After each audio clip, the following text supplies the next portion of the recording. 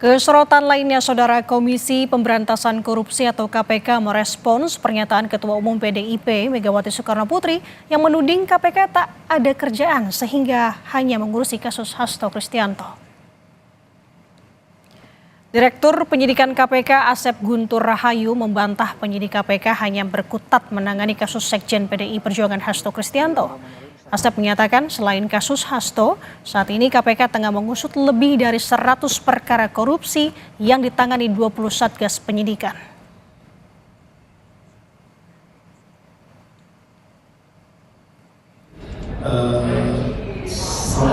Perkara lebih gitu ya. Ini ada 20 satgas, masing-masing satgas itu rata-rata antara 6 sampai 9 perkara yang sedang ditangani. Itu rekan-rekan kan bisa lihat setiap hari ada saksi-saksi yang dipanggil di beberapa perkara. Nah, artinya bahwa kami saat ini sedang menangani, tidak hanya menangani perkaranya Pak Hasto, jadi menangani beberapa perkara yang lain. Dalam pidatonya di acara HUT ke-52 PDI Perjuangan, Saudara Ketua Umum PDIP Megawati Soekarnoputri mempertanyakan KPK yang ia nilai hanya sibuk mengurus kasus Hasto Kristianto. Megawati menyebut KPK kurang kerjaan karena berkutat di kasus Hasto, namun mendiamkan banyak perkara lain.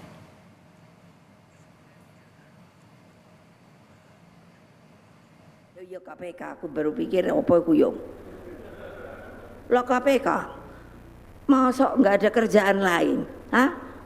Yang dituding, yang diubrak-ubrak hanya Pak Hasto iku we. Ayo wartawan, tulis itu.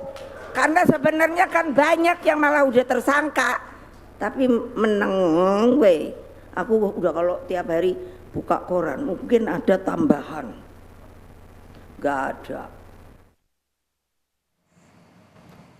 Di program On Point with Adisti di kanal YouTube Kompas TV Podcast, mantan penyidik senior KPK Novel Baswedan menyebut nama Sekjen PDIP Hasto Kristianto sudah diajukan penyidik sebagai tersangka dalam ekspos atau gelar perkara awal kasus suap pergantian antar waktu anggota DPR yang menyeret Harun Masiku tahun 2020.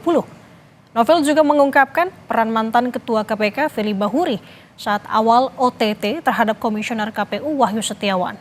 Kata Novel, Firly menggelar konferensi pers justru pada saat penyidik belum selesai OTT. Mas Novel Baswedan. Assalamualaikum Mas Novel. Waalaikumsalam. Saat itu sebenarnya dalam ekspos pun diajukan penetapan tersangkanya bukan cuma Harun Masiku, tapi juga Hasto. Jadi nama Hasto itu memang harusnya diekspos juga pada disampaikan di ekspos. Cuman waktu itu pimpinan nggak setuju. Siapa yang nggak setuju? Nah, saya nggak tahu kan, saya nggak ikut ekspos kan. Cuman memang dalam dinamika ekspos itu biasanya ada diskusi, ada perbincangan di sana. Tapi salah satu hal yang kemudian diputuskan itu adalah mungkin ya, saya nggak tahu persisnya. Cuman sepertinya waktu itu yang saya pahami dari cerita kawan-kawan itu adalah setelah Harun Masiku tertangkap baru dibahaslah soal Hasto. Prosesnya masih berjalan. Tiba-tiba pimpinan KPK ada yang menyampaikan. Dan pimpinan KPK-nya adalah orang yang punya pengalaman di KPK sebelumnya. Dia pernah jadi deputi dan dia paham mekanisme itu. Gitu. Kalau berarti masuk juga menghalang-halangi juga dong kalau kayak gitu. Kalau itu dilakukan dengan sengaja, dengan maksud, maka itu upaya menghalang-halangi. Menghalangi atau upaya menggagalkan suatu proses OTT yang dilakukan. Masuk kategori sengaja atau enggak nih? Nah itu harus dikonfirmasi. Rasanya KPK sekarang sedang mau, saya dengar di berita ya, KPK sepertinya ingin mendalami itu. Dan memang itu harus didalami, karena begini, seandainya betul itu adalah suatu perbuatan untuk menghalangi, itu, atau istilahnya kita sering bilang obstruction of justice ya, itu adalah suatu kejahatan serius. Kenapa? Obstruction of justice biasanya dilakukan oleh pihak luar. Loh ini kok justru malah? Ini pihak dalam. Nah ini kan kejahatannya kuadrat nih.